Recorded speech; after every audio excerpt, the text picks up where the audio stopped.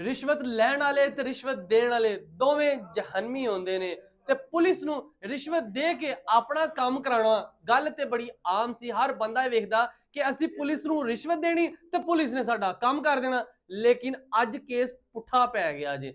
Police ਨੂੰ ਜਨਾਬ ਰਿਸ਼ਵਤ ਦਿੰਦਿਆਂ ਹੋਇਆ ਇੱਕ ਬੰਦਾ ਰੰਗੇ ਹੱਥੋਂ ਫੜਿਆ ਜਾਂਦਾ ਹੈ ਔਰ ਉਹਦੇ ਤੇ ਹੀ ਪਰਚਾ ਹੋ ਜਾਂਦਾ ਹੈ। ਥਾਣਾ ਸਾਈਆਂ ਵਾਲੇ ਇਲਾਕੇ ਦੇ ਵਿੱਚ ਜਨਾਬ ਇੱਕ ਮੁਕੱਦਮਾ ਹੁੰਦਾ ਹੈ, ਉਹਦੇ ਵਿੱਚ ਆਪਣੇ ਜਿਹੜੇ ਸਾਥੀ ਹੁੰਦੇ ਜਾਂ ਆਪਣੇ ਦੋਸਤ ਹੁੰਦੇ ਉਹਨਾਂ ਨੂੰ ਛਡਵਾਉਣ ਵਾਸਤੇ ਉੱਥੇ ਪਹੁੰਚਦਾ ਹੈ ਕਿ ਕਹਿੰਦਾ ਕਿ ਭਾਈਜਾਨ ਸਾਡਾ ਇਦਾਂ ਦਾ ਬੰਦਾ ਵਾ, ਇਹਨੂੰ ਜਿਹੜਾ ਇਹਦੇ ਤੇ ਕੇਸ ਆ ਇਹਦੇ ਚੋਂ ਬਰੀ ਕਰਵਾ ਦਿਓ, ਇਹਦੇ ਚੋਂ ਨਾ ਇਹਦੇ ਜਿਹੜਾ ਖਿਲਾਫ ਸੀਗਾ ਉਹ ਇਹਦੇ ਹੱਕ 'ਚ ਕਰ ਦਿਓ ਕਿ ਇਹ ਬੰਦਾ ਉਹਦੇ ਵਿੱਚ ਹੈ ਹੀ ਨਹੀਂ ਸੀ ਹੈਗਾ।